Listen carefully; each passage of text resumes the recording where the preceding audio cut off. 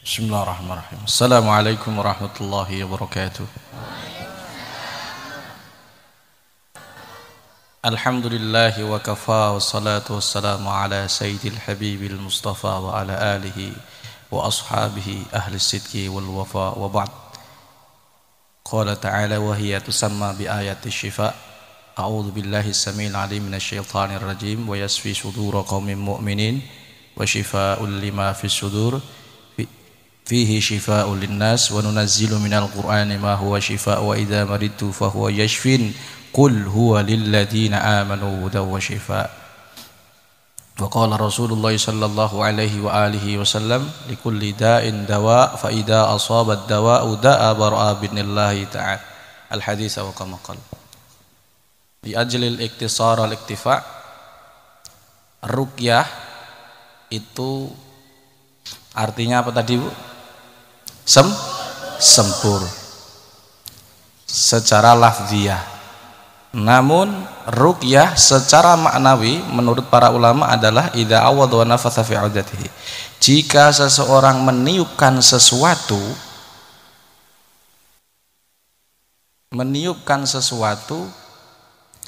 dengan tiupan yang ringan bi ghairi busaq.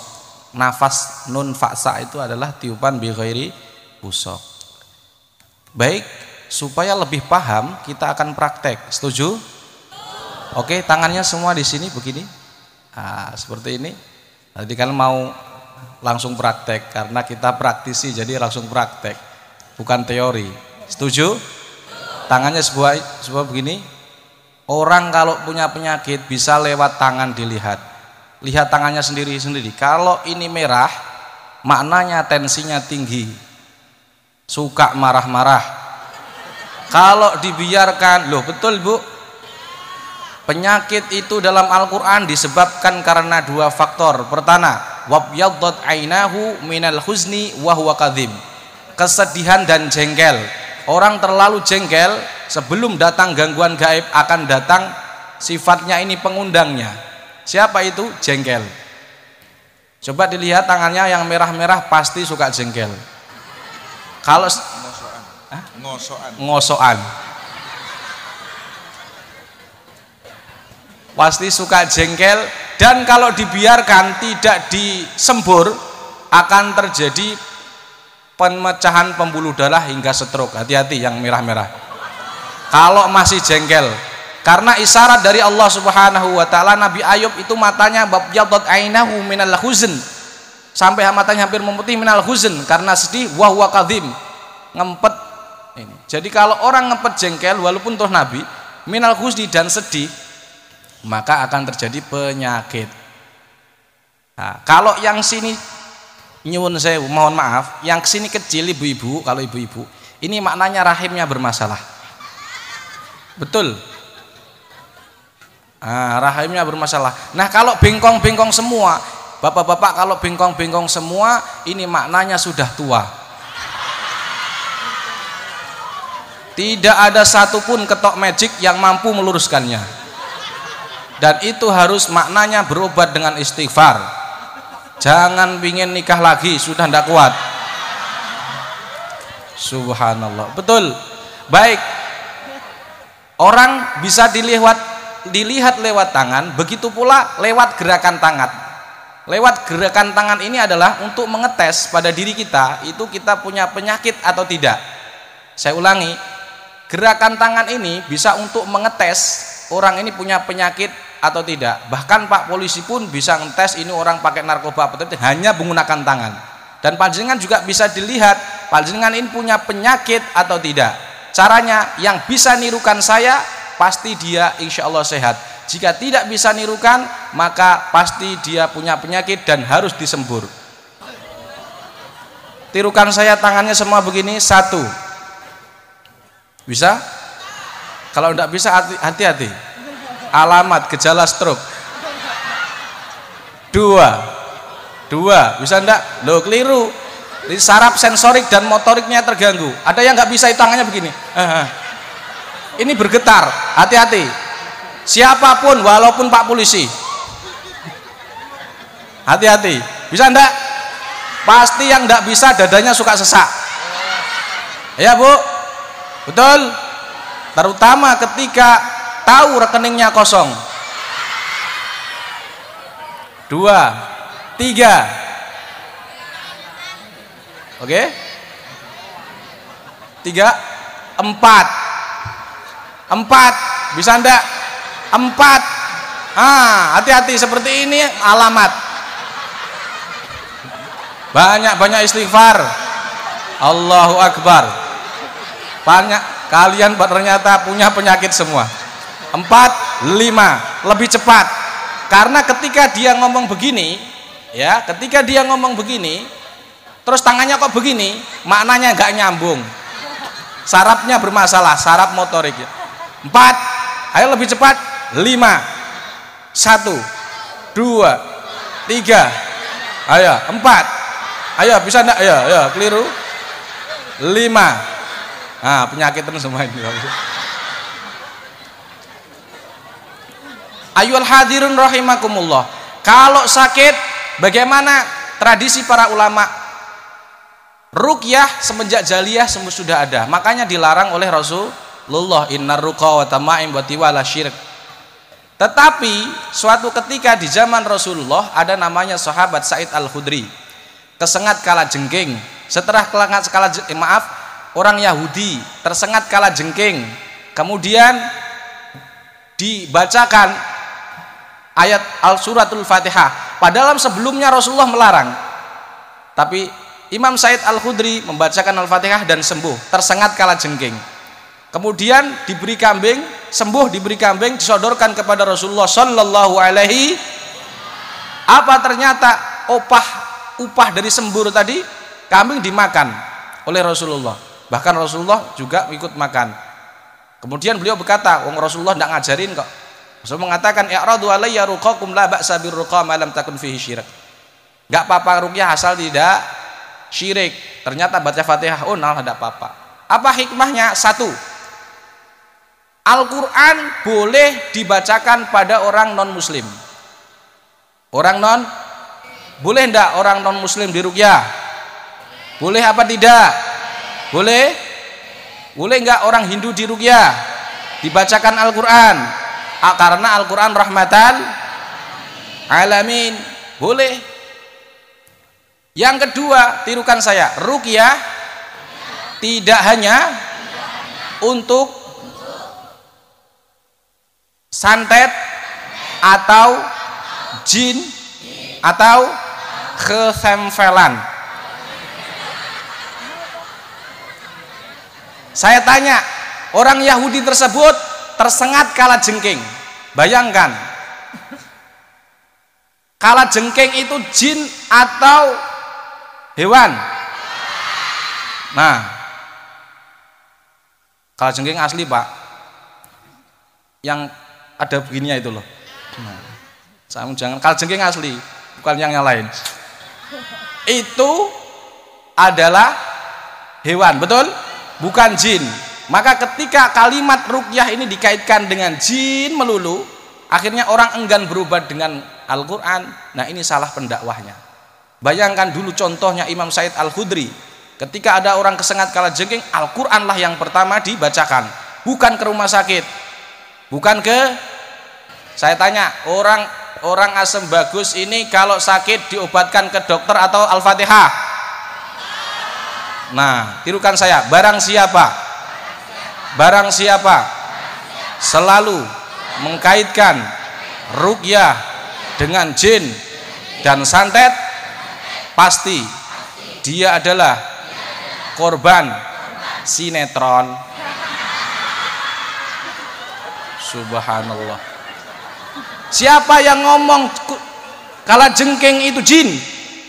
Tidak ada hubungannya. Bahkan besok akan saya praktekkan, hanya dengan dehem pun bisa membuat jin itu keluar tanpa diruqyah. Karena sesungguhnya innahu laisa lahu sultanun 'alal ladzina amanu wa 'ala rabbihim yatawakkalun. Jin itu tidak mampu menguasai orang-orang yang mukmin seperti Kiai Azaim, Kiai Hafifuddin Muhajir dan seterusnya. Tetapi kenapa kalian mampu ditaklukkan, penampakan dan seterusnya? Karena kalian kurang beriman kepada Allah. Bahkan ketika kesurupan ditanya, ayo dihem, ayo keluar, udah mau keluar, ngapain? Kamu nggak tahu sama saya? Nggak takut. Lah kamu kan teman saya. Sampai dibilang teman, padahal setan itu musuh. Hikmah yang kedua, berobat dengan Al-Quran adalah tradisi orang soleh. Tradisi orang, saya katakan kenapa Said Al-Khudri membacakan Al-Fatihah padahal tidak ada perintah Nabi. Karena Said Al-Khudri kata Allah Subhanahu wa taala yang berobat hanya dengan Al-Quran hanya orang mukmin. Kul huwa lilladzina amanu hudaw wa syifa. Katakan Al-Quran itu petunjuk, wa syifa dan obat kepada siapa? Lilladzina amanu, untuk orang mukmin. Sedangkan orang-orang yang tidak beriman kadang-kadang hanya menggunakan logika. Saya tanya, seperti kiai-kiai dulu, kiai yang dihahuli Kiai Badri Amin. Kiai Badri Amin. Dulu ketika anaknya rewel, bacakan Fatihah, bacakan Bismillah, seperti tadi. Anaknya rewel, istrinya rewel, apalagi Bismillah. Setelah kalau mau tidur, tempelkan uang 100.000, insya Allah tenang. Saya tanya, itu tradisinya kiai-kiai dulu. Kiai Badru Amin kalau sakit ke rumah sakit, ke Al-Quran, karena meniru tradisinya sahabat. Sekarang saya tanya, kalau sakit diobati ke rumah sakit, tradisinya siapa? Tradisinya siapa? Dokter kok tradisi, dokter kok sakit, tradisinya siapa?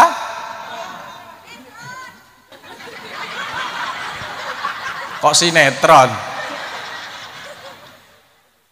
Saya pernah ke Turki, saya ulangi, saya pernah ke Turki.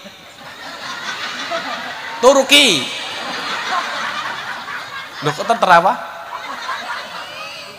Oh, saya ke Turki, ke kota Konya, yaitu di pusaranya Imam Jalaluddin Ar-Rumi. Di sana ketika ada orang sakit, saya ruqyah pakai air. Apa ternyata di sana dikatakan itu mistis. Kalau tahu polisi ditangkap. Kenapa? Karena orang barat ketika sakit tradisinya ke rumah sakit. Sedangkan Kiai Badri Amin kalau sakit ke Al-Quran. Saya tanya kalian ingin meneruskan tradisi Kiai Badrut Amin atau tradisi orang barat? Nah, apa hikmahnya? Banyak sekali, Bu. Nanti akan saya praktekkan cara berobat dengan hanya dengan Bismillah. Mau enggak? Nah, baik. Apa hikmahnya kalau berobat dengan Al-Quran? Satu, tirukan hikmah berobat dengan Al-Quran. Satu, sembuh enggak sembuh, tetap dapat pahala. Kalau selain Al-Quran, sembuh enggak sembuh, tetap betul apa enggak? Silahkan stroke di rumah sakit, setelah itu pulang enggak bayar. Masya Allah. Kalau Al-Quran kepala pusing bacakan Fatihah enggak sembuh, dapat pahala. Satu huruf berapa kebaikan? Ketika kepala pusing bacakan Fatihah enggak sembuh, dia dapat pahala di akhirat 1430 kebaikan. Subhanallah. Yang kedua, tirukan. Yang kedua, kalau berobat dengan Al-Quran tidak perlu ribet. Berobat dengan Al-Quran praktis, higienis, tidak perlu antri, hanya bermodal kresek. Silahkan praktek, akan saya beritahu caranya berobat dengan Al-Quran. Contoh ibu-ibu yang suka anaknya sakit, ini teori Pak ya, ada penyakit anin. Ternyata menurut Rasulullah Shallallahu Alaihi Wasallam penyakit yang paling mematikan di dunia adalah penyakit ain. Aksaru mayyamutu min ummati ba'da qada'illahi wa qadari bil ain. Penyakit mematikan di antara umatku yang paling banyak adalah penyakit ain. Apa itu ain? Begini, ibu punya anak, nyun sewu, ibu punya anak. Nah, ibu ini punya anak, pasti anaknya punya bapak. Ibu punya anak, anaknya sakit, itu kebanyakan dari ibu. Nah, perhatikan, ini sampean punya anak sakit-sakitan. Apa sakit-sakitannya? 1, suka rewel malam hari. 2, nakal, tidak mau sholat. 3, tidak bisa bicara. 2, batuk-batuk. Berapa itu? 4. Perhatikan ibu-ibu, serius. Saya setiap RT ada penyakit ain. Setiap RT, kalian coba lihat. Kemudian berapa? 4, benjolan di leher. Dokter mengenal dengan istilah kelenjar getah bening. Kelenjar getah bening. Di antara ibu-ibu di sini pasti ada. Karena sebagian kita nggak ngerti penyakit ain. Bahkan nyun sewu, di antara 500 kiai yang paham tentang ain ini hampir sedikit. Banyak, sedikit sekali, karena ini langka penyakit. Nah, ibu, sekali lagi, ibu anaknya terkena kelenjar getah bening atau tumor otak atau hidrosipalus, mayoritas faktor ain. Anak ibu tidak bisa jalan, coba praktek begini, cari orang tua di sekitar yang sering kepalanya pusing. Nah, di sana sebabnya. Kenapa sebabnya? Ibu muji anak tanpa nyebut asma Allah, tanpa asma Allah, sehingga muncullah setan yang memberi penyakit. Setan yang mana? Yang membuat kepalanya pusing. Apa tandanya? Mimpi buruk. Jadi kalau ibu-ibu yang kepalanya pusing minta mimpi buruk, hati-hati, kebanyakan anaknya nakal-nakal, sulit diajak sholat dan lain sebagainya, atau timbul benjolan di sini. Ini mohon maaf, tidak bisa dikasih ke rumah sakit. Kenapa? Karena kata Nabi, aksar likul lidain dawa fa idza asabat dawa da'a barabi'id nillah. Kalau cocok penyakit dengan obatnya, sembuh dengan izin Allah. Masalahnya ini nggak cocok. Ain itu harus dilawan dengan doa. Salah satunya Al-Falaq An-Nas. Bagaimana cara berobatnya? Ibu-ibu yang punya anaknya sakit, perhatikan baik-baik. Anak sakit itu tidak mungkin salah anaknya. Kata Allah, hasiban nasu ayyaqulu amanna wa hum la yuftanun. Jadi ketika Allah memberi penyakit, maknanya Allah menguji keimanan. Lah masalahnya anak kecil kan nggak punya dosa, masa diuji? Betul? Maknanya 1, anak kalau sakit berarti salahnya orang tua. Yang kedua, anak kalau sakit itu ujian orang tua, bukan ujian pada anak. Nah, cara berobatnya gampang. Mau ndak saya ajarin? Gratis mau? Dengarkan, ibu pegang tempat yang sakit pada anaknya. Formatnya begini, ini ada formatnya doa itu. Bismillah, sholawat, kemudian doa kepada Allah, atau baca Al-Falaq An-Nas, itu ya, Al-Falaq An-Nas. Hafal enggak? Ya, ketika wa min syarri hasidin idza hasad, diulang-ulang. Terus kalian minta kepada Allah, ya Allah, kalau penyakit anak saya ini karena kesalahan saya, kejengkelan saya pada suami, yang karena suami saya nikah lagi tidak saya izini, misalkan namanya misal karena saya jengkel, ya Allah saya mohon ampun kepadamu. You understand? Yes. Pokoknya yes gitu loh Bu, biar saya.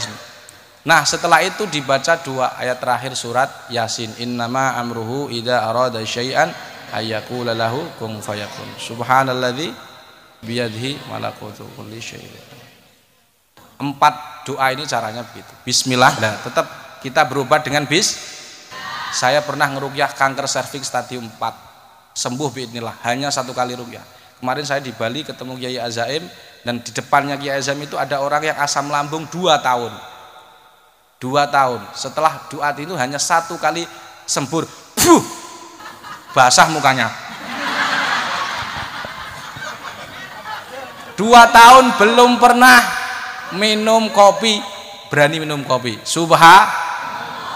Itulah mukjizat dari Al-Qur'an. Salah satunya itu adalah kalau Allah min haitsul wa'ad, Allah selalu benar. Tidak mungkin dusta, tidak mungkin salah. Insya Allah begitu. Jadi ibu-ibu kalau sakit berobat dengan Al-Qur'an, caranya gampang.